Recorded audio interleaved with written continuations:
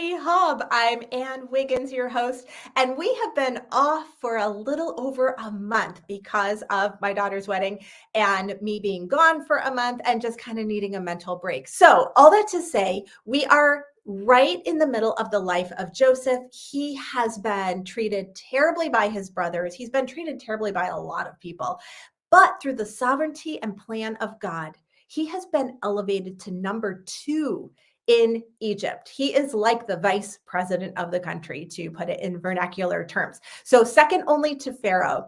His brothers end up coming. We read this last week.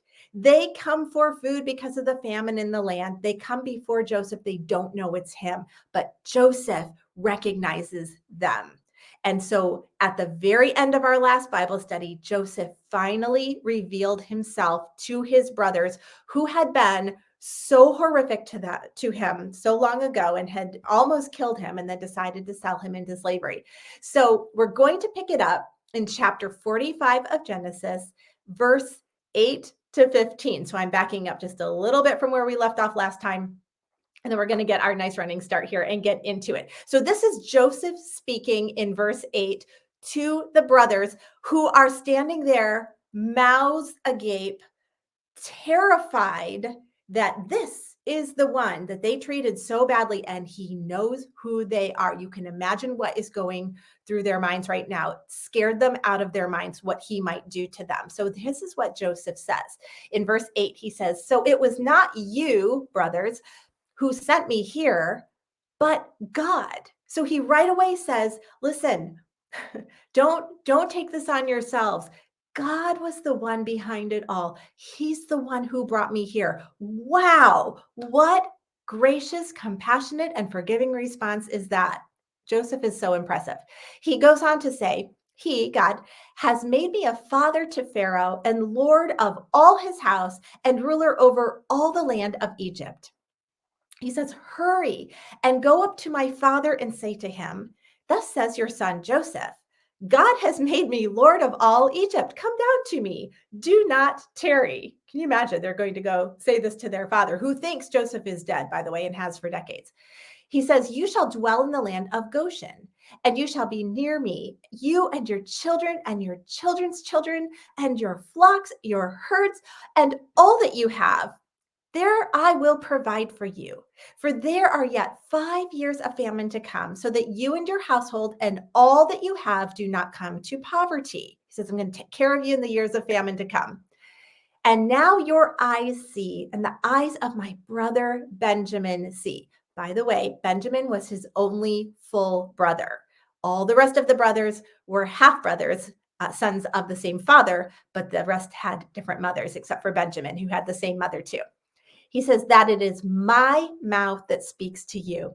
You must tell my father of all my honor in Egypt and of all that you have seen. Hurry and bring my father down here. Then he fell upon his brother Benjamin's neck and wept. And Benjamin wept upon his neck.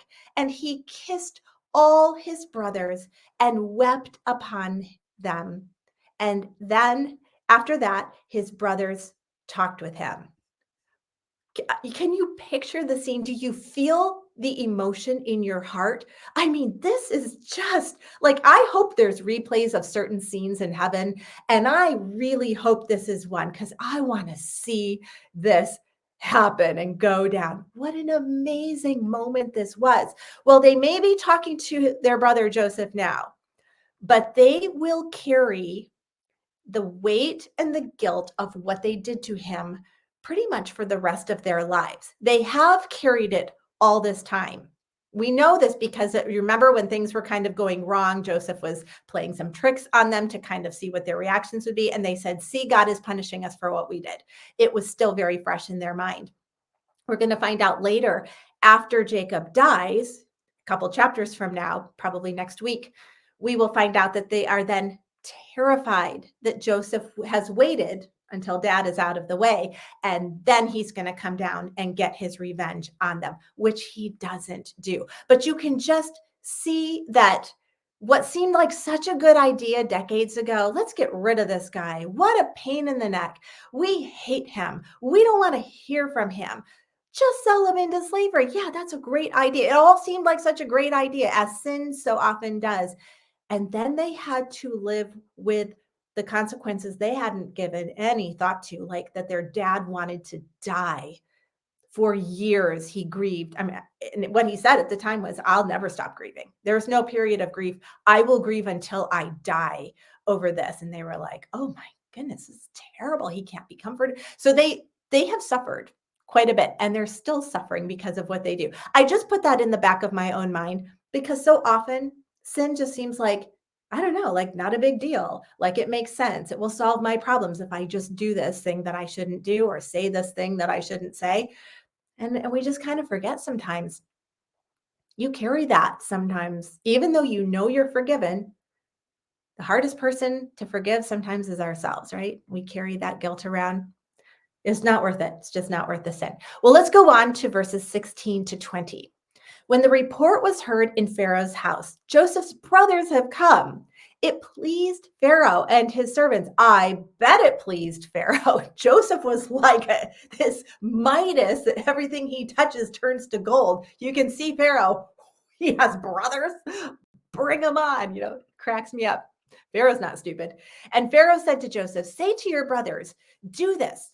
Load your beasts and go back to the land of Canaan and take your father and your households and come to me, and I will give you the best of the land of Egypt, and you shall eat of the fat of the land. That's just an idiom that means just you just won the lottery, like my lottery dream home. You're on the show. There you go. Come on. And you, Joseph, are commanded to say, do this. Take wagons from the land of Egypt for your little ones and for your wives, and bring your father and come. Have no concern for your goods, for the best of all the land of Egypt is yours. Have no concern for your goods. He says you don't even need to bring a thing. Leave it behind. We've got better stuff here, and it's all yours. Hold that thought in your mind because we're going to talk about that more in just a minute. But to put this kind of in vernacular, like today terms, this is Pharaoh saying, hey, Joseph, take Air Force Two and any other private jets you might need. Go get your dad and your whole family. Tell them you don't need to bring your stuff. I've got mansions here for you. You can move right in. We've got everything you need. Consider it a lifelong lottery win. Just go get them. And the private jets and Air Force Two show up. That was kind of the feel that was going on here. The best of the best. The favor that is being shown to these brothers is unbelievable. And let's just be clear about this if we haven't been already. Pharaoh is not showing favor to these brothers because the brothers were anybody. He was showing favor because Joseph was somebody, and this was his family. And what I kind of thought to myself was, we have 12 brothers. One was incredibly obedient at every possible juncture. He was obedient to his father. He was obedient to God. He was obedient to his masters. He was obedient in prison. He always did the right thing. And one man's obedience, the ripple effect of God's blessing on that in this family is astounding. You almost can't put it into words. Their lives are saved because of it. Their families are taken care of because of it. Their wealth is just blown up, like multiplied exponentially because of it. They are moved to a location that God wants them to be because of it. Because not of them, because one man, Joseph, was obedient.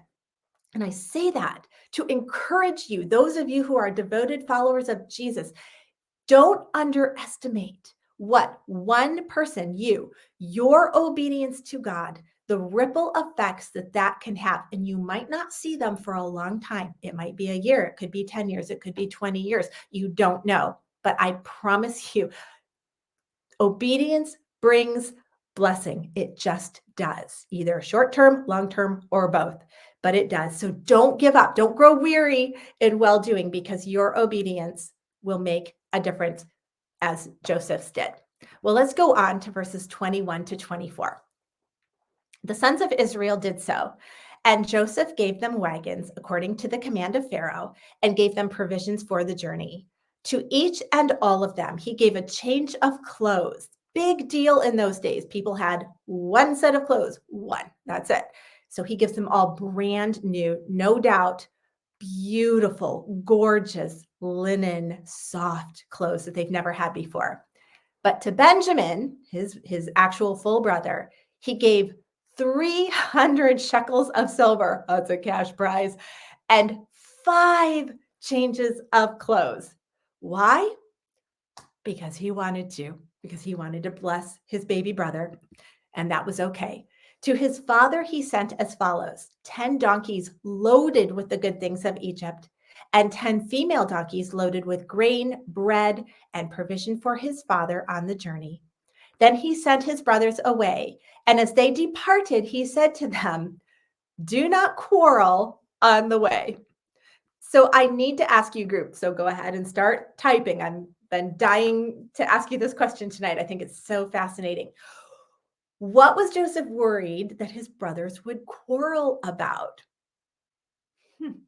He must have had a concern about something specific, maybe, or maybe not. Maybe it was something general. But why did he say that? He's definitely a leader. He's definitely taking charge of this entire situation as leaders should and do. But I love how he sends them off and then he says to them, do not quarrel on the way home. What was he worried about them quarreling over? Let's see what you have to say. Somebody is saying they were quarreling. He's worried they would quarrel about Benjamin getting more stuff. That did cross my mind too. And I wonder if that was part of it. Sandy says, same thing, jealous of Benjamin getting so much. Someone else says how much everyone got and how much more Benjamin got. There seems to be a consensus there. Extra provisions that he gave to Benjamin, someone says. Judy says Benjamin was given more than them. Margie says, okay, I like this, Margie. Who was going to take the blame when they told Daddy the truth? That also crossed my mind. They have a long journey home to think about how they're going to break the news. All right. Somebody else says Benny got more than they did. Somebody else is concurring. What are they going to show their or tell their father? Someone else says Benjamin getting more. Emily says concerned they would quarrel over Benjamin getting more. He knew their character, and I'm guessing this would disappoint Pharaoh. Oh yeah, I didn't think about the Pharaoh aspect. No, he does not need. Oh, that's really good, Emily. I hadn't thought about that. He does not need word getting back to Pharaoh like these are high maintenance people that can't get along with each other. Doesn't need any problems there. Very interesting. Roberta says, why did his brothers get less than Benjamin? And Susie said his little brother had more favor and the brothers might do to Benjamin out of jealousy what they had done to him. Okay, great. So I think there's obviously a pretty big consensus there about the Benjamin piece of it. I also agree with Margie and a couple of the others of you that said, I'm kind of thinking maybe they were nervous about how they tell their father. Remember that this had happened, the selling him off into Egypt, decades before, a long time ago. But what had not changed is that they had lied to their father.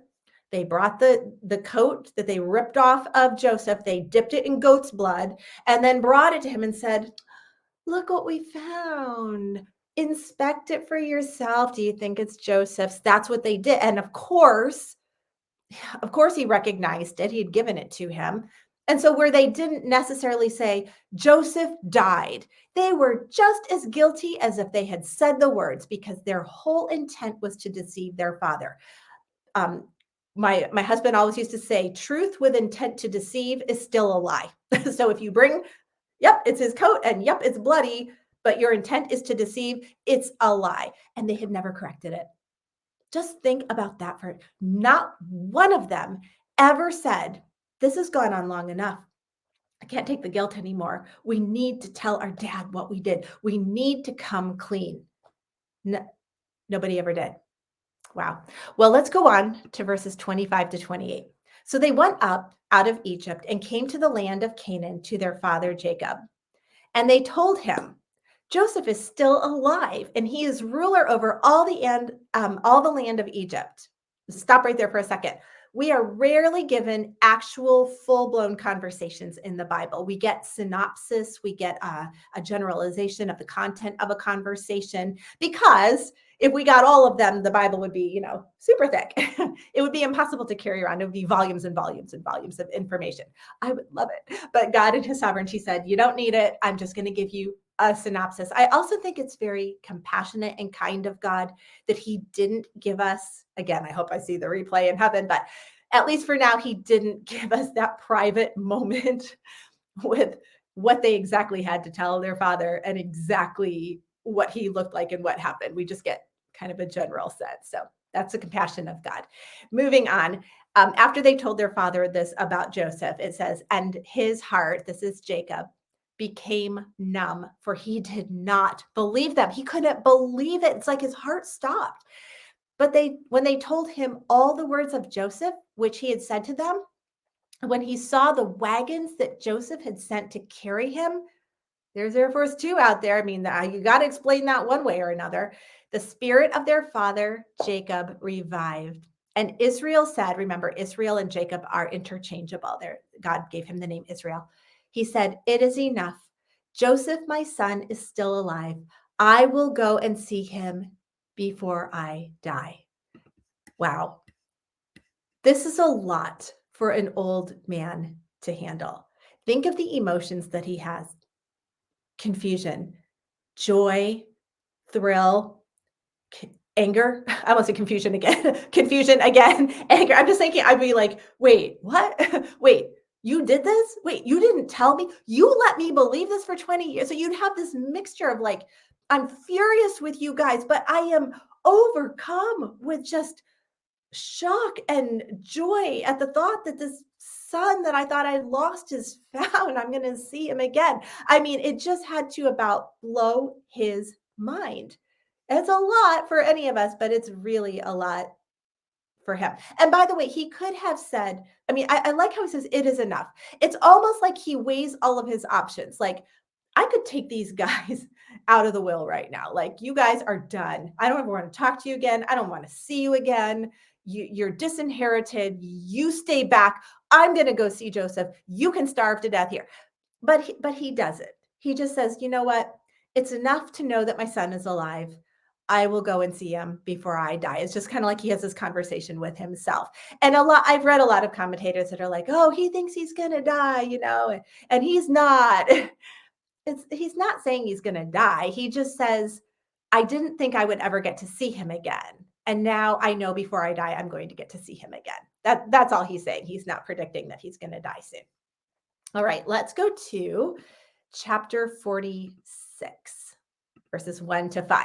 So Israel took his journey with all that he had and came to Beersheba and offered sacrifices to the God of his father Isaac. Remember, Beersheba was a really holy place that had this type of thing happen with his predecessors, his grandpa and dad. And God spoke to Israel in visions of the night and said, Jacob, Jacob. And he said, here I am, which is like saying, at your service. Then he said, I am God, the God of your father. Do not be afraid to go down to Egypt, for there I will make you into a great nation. I myself will go down with you to Egypt. He goes, you won't see me, but I'm there. I'm with you. I'm accompanying you down. What an amazing thought. And I will also bring you up again, and Joseph's hand shall close your eyes. And meaning that's a euphemism for when you die, Joseph will be there if your eyes are open to just gently, shut your eyes. So he'll be there when you die. Another question for you as a group. So start typing. Question is, why was Jacob afraid to go to Egypt? We know he was because God visits him in this vision and says to him, don't be afraid to go to Egypt. Now, God, who knows our heart, who knows every thought we have, would not say that to somebody who was not afraid. It would make absolutely no sense. Like, don't be, people once in a while say, oh, don't be afraid. And if you're like, oh, no, I'm not. That's not the case here because God knows everything that he's thinking and doing. So the question is, why do you think he was feeling afraid to go to Egypt? number of possibilities. Anxious to see what you have to say. Okay, I'm over to the comments now. What do you think? Why was he afraid to go down to Egypt? Any guesses? It's very quiet. Okay, thank you. Here we go. Sorry, because it was a foreign place to Jacob. Okay, I like that. He's old. It's a big journey. He's never been there before. That would be kind of scary. Absolutely. Alan says his age. Would he ever return? He's leaving home. Will he ever go back home? He's an old man now. Excellent. Someone else is saying perhaps he didn't trust his son. Sorry for laughing. I had not thought about that, but he would have every right not to trust them at this point. That is excellent. Emily said he didn't. Okay, her too. You guys are so smart. Did not think of this. He didn't trust his sons and their message, especially in light of Joseph being alive. Also, such grand gift for the brothers made it all hard to believe. It had to be surreal. I can totally understand what you're saying, and I agree with you. Dottie says, perhaps he wasn't sure of what his sons was telling was true. Like, how do I know that they're telling the truth? Well, he certainly, after being lied to for decades, had every right to not trust them. Roberta said he had heard how violent the people in Egypt are. Okay, so he's going to a foreign land. He doesn't know the people, he doesn't know the culture, but he knows that they're not worshipers of the one true God. So there might have been some fear with that. Sandy says, what if his sons are lying again? Lots of you saying that. That's great. Margie says, at least no fear of not being strong enough with those wagons. Okay, so at least he had provisions and a way of being transported. So we know that that wasn't it. That's a great comment to make there. There was also, this is a long time ago. I would not expect you to remember this, but way back in Genesis 26, there was a famine.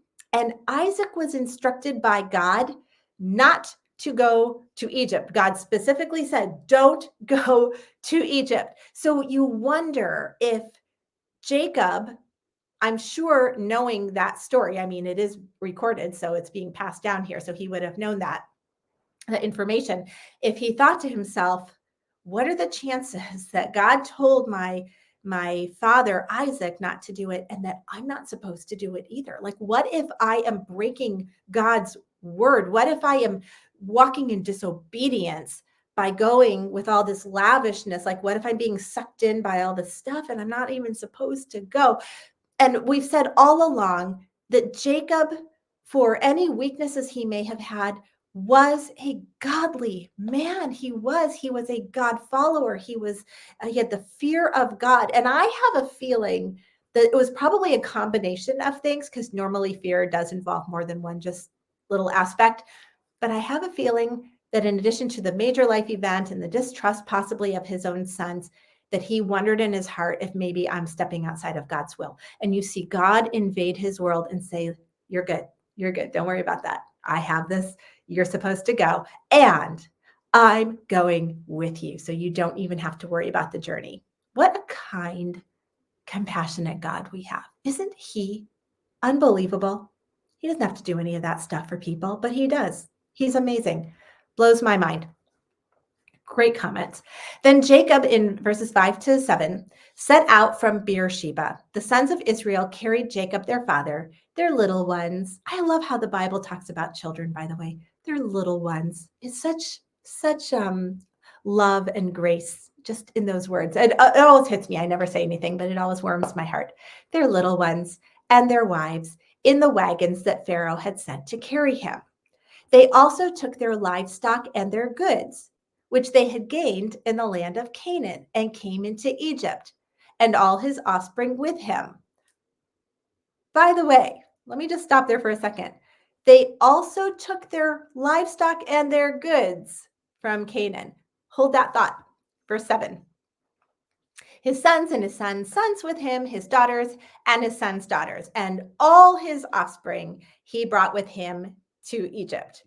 Do you remember just a chapter ago when Pharaoh was speaking? Pharaoh said, have no concern for your goods, for the best of all the land of Egypt is yours. And what do? They bring everything they own. So I don't mean to like just bombard you with questions, but some nights just lend themselves because I am so interested in your awesome comments. You do such a great job. You always think of things I haven't thought of. So it's more for my benefit really than yours, selfishly. But what do you think about the boys bringing all their belongings after Pharaoh had said, don't bring anything? What do you think about that? Did they do the right thing? Did they do the wrong thing? Do you think they did this on purpose? Did they forget? Was it wise? Was it foolish? Was it disobedient? Was it just something that they did? What do you think? Because it's very, very specific. Pharaoh does say, don't bring anything, it will all be provided for you. And when they leave, they do the absolute opposite of what Pharaoh says. They load up everything they own, all their livestock, all their goods from the land of Canaan, and they haul all of it to their new home in Egypt. What do you think about that? Judy says, could they trust Pharaoh? Okay, so Judy's point is they don't know this guy. They've not talked to him. They don't know if this is for real or not. So I think Judy is implying they're playing it safe, going, trust but verify, can't verify, therefore we'll just take care of it on our own. That's really excellent. Anybody else?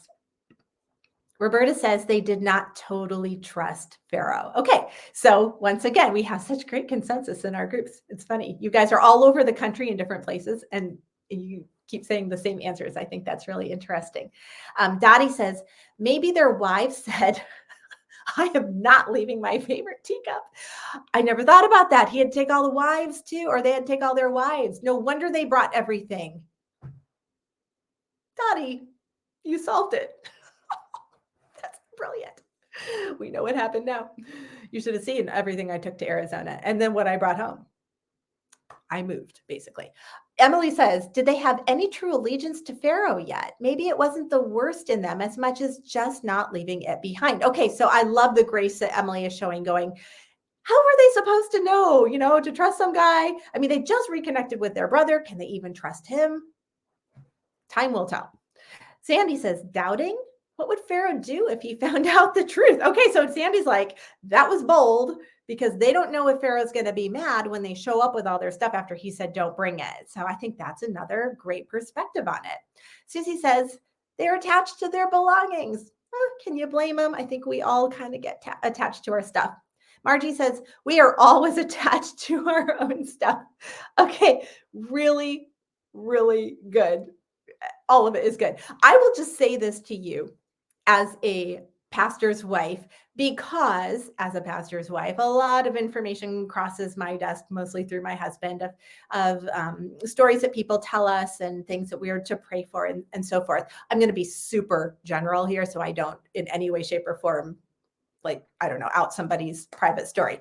But over the years, cannot tell you how many times I have heard of the kindest, most generous, most caring individual who reaches out to somebody who they perceive is in need or who says that they're in need in a huge way. And they either put their own credit on the line or they purchase some enormous helpful thing like a car or a house or something like that for somebody in need, with the thought that that person will make the payments to, the generous person who bought this for them. They're going to make payments over the course of the next however many years until they pay them back. Guys, 99.99999% of the time, that always falls through. And the generous, kind, wonderful person who put their neck on the line for somebody that they believed was going to pay them back or get back on their feet or whatever it was, that person who is so wonderful ends up in a world of hurt and their credit is destroyed and they lose their own home. And I mean, really awful things. That's kind of daunting stories to tell you. But here's why I'm saying it. I think the brothers, I'm going to give them an A++ here for taking their stuff along. Now, maybe I'm wrong. Maybe they shouldn't have. But in my world, that's what you do, because you can't really trust a lot of people. And especially people you don't really know very well. So I think the boys were very prudent here in saying, you know what, we've been promised things, but what if we get to Egypt and they're like, oh, yeah, that. No, no, we're not going to do that. Or here you go, the best of the land, and it's desert and you can't grow anything, and they have no crops and no livestock and nothing. Well, we gave you our best. Famine happened, and it's just the way it is. What if they get there and Joseph goes, I brought you here to exact revenge on you. You get nothing. You're going to be so they are covering their own bases. Remember that story of the boys. And if you are ever tempted to put yourself in a situation where you are really, really, really vulnerable and you are depending on somebody that you're trying to help to repay you or whatever, don't do it. That's why there are banks. I mean, you can pray for people. I'm not saying don't help. I'm just saying be careful and never give money that you don't 100% plan on losing. If they pay you back, that's a bonus. Plan to lose it. If you can't lose it, then don't lend it. Okay, that's just for you. Lots of stuff going on. All right, moving on. I'll get off that soapbox. Genesis 46, 8 to 27. Oh, yeah, those are my notes. Would you like to read my notes? Don't read. Moving on. I just wanted you to know my notes there. That is a list of all the male descendants in the fledgling little tribes of Israel. It's extremely important that it's in there because they have to be able to trace their lineage back. And so this is just records of who came from who. But for our purposes, I don't really think we have to read all of that. You can read it on your own if you want to. So at this point, there are 70 descendants of Jacob. 70. This is a tiny fledgling nation. By the time that this little itty bitty 70 people grow and leave Egypt to go back 430 or so years later, 35 at this point, years later, they will be about, we estimate, 2 million strong. So it's really going to explode. They are going to be so fertile, so blessed, so graciously blessed by God while they are in Egypt. They are going to become this mammoth, huge nation, which is what Pharaoh's problem will be in 400 years with them. He's terrified that they're going to take over because they're so big and so strong. Verses 28 to 30. He had sent Judah ahead of him to Joseph to show the way before him in Goshen, and they came into the land of Goshen. Then Joseph prepared his chariot and went up to meet Israel, his father, in Goshen. Oh, you got to picture this with me. This is the moment to end all moments. He presented himself to him and fell on his neck and wept on his neck a good while. He just sobs and hugs his dad. He hasn't seen him in decades. Israel said to Joseph, now let me die, since I have seen your face and I know that you are still alive. And once again, a lot of people go, oh, he's always talking about dying. That's not what he means. I can say right now, I've seen my daughter get married. I can die a happy mama. I'm not saying I want to die. I'm going to die tomorrow. I mean, I could, but I hope not. That's not the plan at the moment. All he's saying is I can die a happy man. I've seen my son that I thought was dead and he's not. He's alive. That's just sort of an idiom. Verses 31 to 34. Joseph said to his brothers and to his father's household, I will go up and tell Pharaoh and will say to him, my brothers and my father's household who were in the land of Canaan have come to me. And the men are shepherds, for they have been keepers of livestock, and they have brought their flocks and their herds and all that they have. When Pharaoh called, now he's giving them instructions. He's very, very precise here. He goes, this is what I'm going to say to Pharaoh. Now listen up, he says. When Pharaoh calls you and says, what is your occupation? You shall say, your servants have been keepers of livestock from our youth, even until now, both we and our fathers. In other words, we're not a threat. We're not an army. We're shepherds. We take care of steer and cows. In order that you may dwell in the land of Goshen, for every shepherd is an abomination to the Egyptians. We've read that before in the book of Genesis. So this is the sovereign hand of God on full display. But before we talk about that, let me show you a map of Goshen, because I want you to see in God's sovereignty, You can see Canaan, that's Israel area over there. It's marked as Israel to the east. Then the little green line is, it's a guess as to their route. We don't really know, but if they wanted to avoid some of the worst terrain, that's probably they kind of skirted in between some of those mountain ranges there. They probably took that route. They went into Goshen, and you can see that Goshen is in the Nile River Delta, which means as the Nile overflows its banks and floods every year, which it did, and I think probably still does, although I haven't studied that recently, so maybe it doesn't anymore. But anyway, at that time it did. And so it was lush, it was fertile, it was beautiful. This is a picture of Goshen today. And I don't know about you, I never thought about palm trees in Goshen, but apparently it grows palm trees. It looks very tropical. Almost looks like Florida to me. And again, I've never been to Egypt, so I've never really pictured it looking like that. But that's the area that they were to populate and have for their flock. I mean, they got the best of the best. God's sovereignty, the proximity to get to the promised land. What if they'd been way down south, like Western Egypt? They would have had a lot longer to go to get out of Egypt to get to the promised land. They would never have made it through Egypt. Pharaoh would have killed them on the way. So God puts them like right so they can get right to the edge, and out they go in 430 years. All right. Let's go on here. I think we have time. Yeah, let's hit chapter 47. We won't get too far, but let's see how far we can get. Verses 1-6. So Joseph went in and told Pharaoh, "My father and my brothers, with their flocks and herds and all that they possess, have come to the land of Canaan. They are now in the land of Goshen." And from among his brothers, he took 5 men and presented them to Pharaoh. Which 5? We don't know. The Bible doesn't tell us. I wish I knew. I don't know why. I just would like to know. Oh, well. Pharaoh said to his brothers, "What is your occupation?" And they said to Pharaoh, "Will they obey their brother Joseph?" Let's find out. They say, "Your servants are shepherds, as our fathers were." Good job, guys. They said to Pharaoh, "We have come to sojourn in the land, for there is no pasture for your servants' flocks, for the famine is severe in the land of Canaan." They're like, "We have nowhere to graze our flocks because of the famine. That's why we're here. And now, please let your servants dwell in the land of Goshen." Then Pharaoh said to Joseph, "Your father and your brothers have come to you. The land of Egypt is before you. Settle your father and your brothers in the best of the land.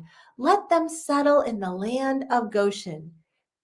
And I love this. Pharaoh is not stupid. He says, "And if you know any able men among them, put them in charge of my livestock." Yeah. You know why he says that? Because Joseph has the Midas touch.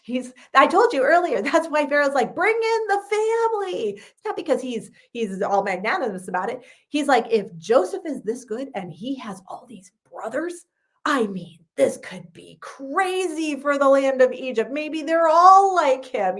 So he's like, if you have any kind of like you, put him in charge of my flock or my livestock. That'll be great.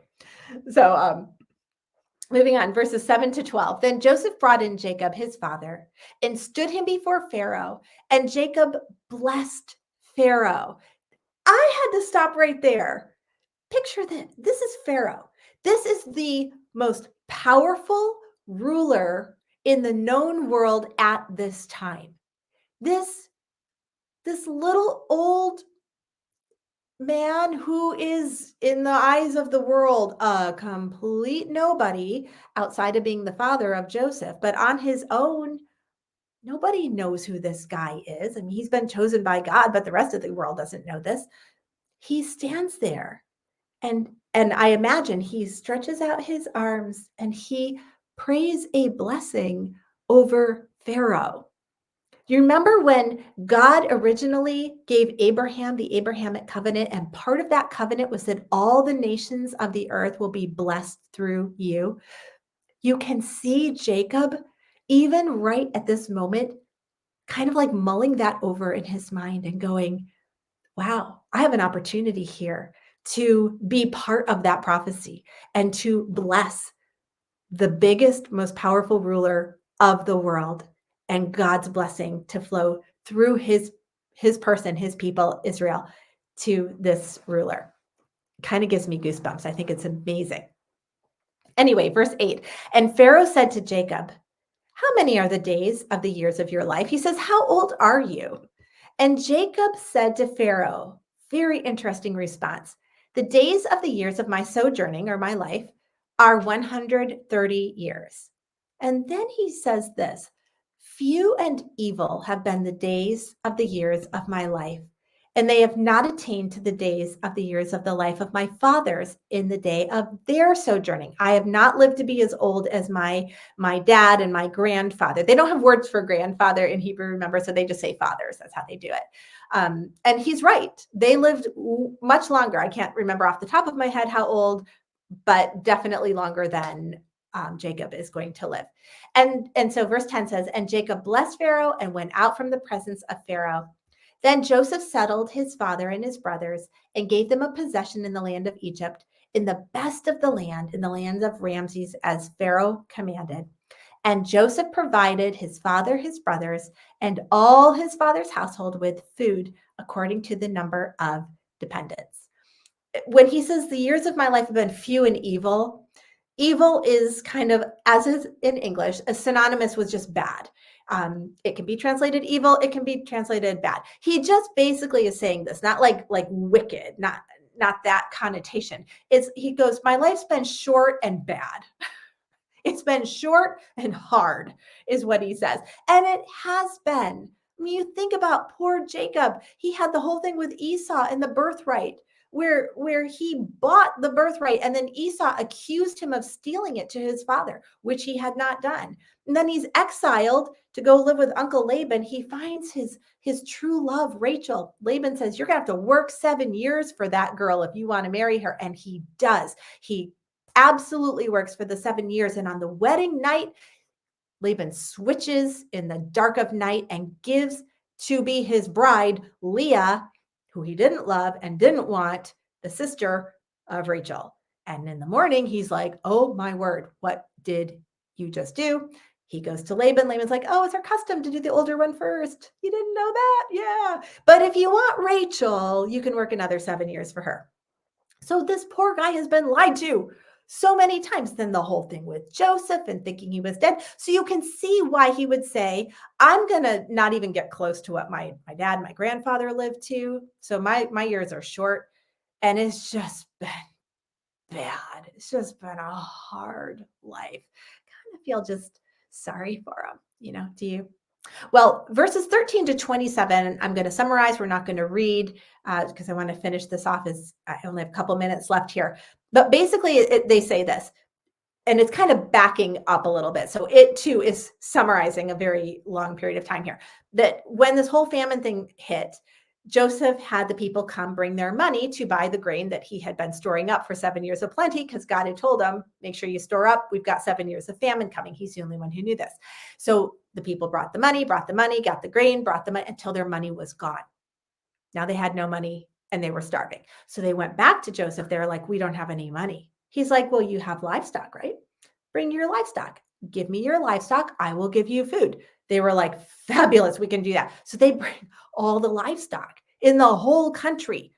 Joseph now owns, under Pharaoh, all the livestock in the entire land of Egypt, and he continues to give them grain, but pretty soon they don't have any livestock left. So they come back and they're like, we have nothing but our very selves in our land. And he's like, well, then how about this? You work for me as we will say slaves, more like servants. I mean, they weren't like, our connotation of slave is 1800s in America. It wasn't that type of slavery. It was more like servitude. So he goes, you work for me in exchange for food, and I will own your land. So this is the best business dealer in the history of the world. Joseph is the number one. He literally got everything. Egypt now owns everything. The people, the animals, the grain, the money, it's all theirs. This is one shrewd businessman. Well, finally, Jacob is approaching his deathbed. So let's pick it up in verses 20 to 31. And Jacob lived in the land of Egypt 17 years. So the days of Jacob, the years of his life, were 147 years. Sounds like a long time to us, but lifespans are really going to start shortening now significantly from generation to generation. Joseph is not going to live that long. And when the time drew near that Israel must die, he called his son Joseph and said to him, "If now I found favor in your sight, put your hand under my thigh and promise to deal kindly and truly with me." We've talked about this before. That's like putting your hand on the Bible and raising your right hand and making an oath. They did it differently. Same deal. It just sounds weird to us because that's not how we do it. He says, "Do not bury me in Egypt, but let me lie with my fathers. Carry me out of Egypt and bury me in their burying place." He answered, "I will do as you have said." And he said, Jacob says, "Swear to me." And he swore to him. Then Israel bowed himself upon the head of his bed. Okay, I'm going to ask you a question.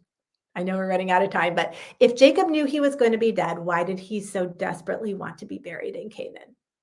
He's not there, right? And he knows he's not. He says, "Take me to my fathers." He knows his fathers are decomposed by this time in this cave, in this grave. It is a cave. Later we'll find out exactly where it is in chapter 49. He'll talk about that. But why is he so adamant, since he's not going to be inhabiting his body, that his body is taken back to the place where his father and his grandfather um, are buried? Why does he care so much? I'm reading your comments here. Oh, about the palm trees. Margie says probably date palms. I bet you're right, Margie. Never thought. See, I live in PA. I'm not palm savvy. And Emily's talking about Jacob. She says, yeah, she says it's hard to hear him say he had a bad life. Yeah, it is kind of hard to hear him say that. I feel really bad for him. But he kind of did. He had a rough life. He had a hard time. We read it so quickly, it doesn't seem bad to us. But if you had to actually live all those days and all those years doing those things, probably would feel pretty bad. Roberta says, in regard to this question, wanted to be near his family. Okay, so she's like, he just wanted his body to be buried near his family. Okay, anybody else? Emily says, he felt that Canaan was his true home. I think you're onto something there, Emily. I like that. We'll talk about that just a little bit more in a second if we have any other comments coming through. If he knew he was going to be dead and he was not going to be in his body, why did he so desperately want that body to be taken back to the land of Canaan? Anybody else want to venture a guess? If not, I'll just kind of talk to you about it. All right. It's kind of quiet out there. It's kind of a hard question.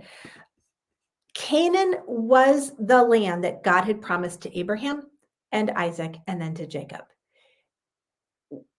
How can I put this? The Bible never treats a dead body as if it's insignificant. For the villains of the Bible, like Jezebel, like Judas, it describes what happens to their dead bodies in great and gory and horrific detail as a statement of judgment on their lives. They weren't in their bodies, Jezebel when she was eaten by dogs, and Judas when he blew up on rocks, having fallen from the tree. He had already hung himself. He was already dead. He bloated because live bodies don't explode, but dead ones do. He hits the rocks. He explodes all over the place. That was a statement of judgment on those people, what happened to their dead bodies. Conversely, the dead bodies of those who love God, those servants of Jesus Christ, are always treated with such respect.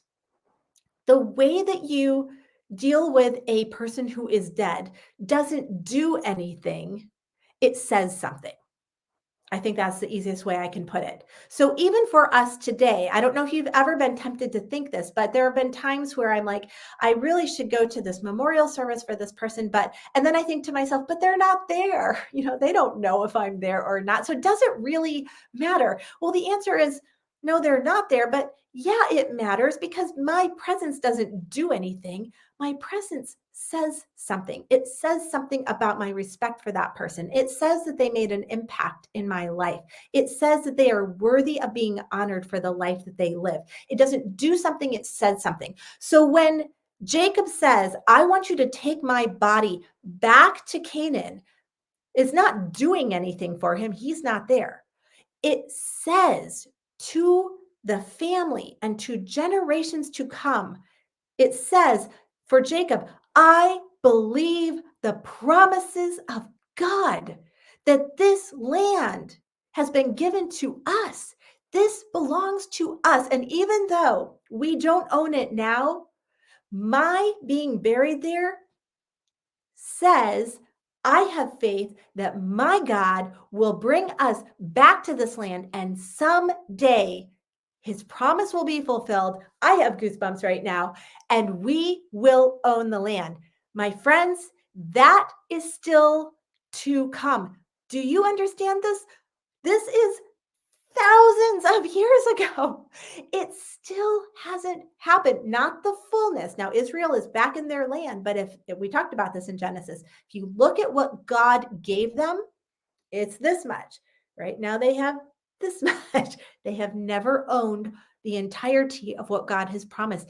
That will come.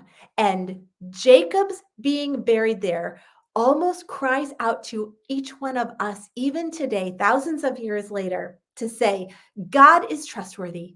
You can trust him. He will keep his promises. He is not slow in keeping his promises. He is waiting for all to come to repentance so that people will not perish, but that they will come to know the Lord. And then when the time is right, the fullness of his kingdom will come. And when the millennial kingdom comes, Israel has that land. Woo! That's a high note to end on. And I love it. Wow. Well, we will try to finish up, as I said at the beginning, next week. That's my hope and prayer. We will finish up Genesis. What are we doing next?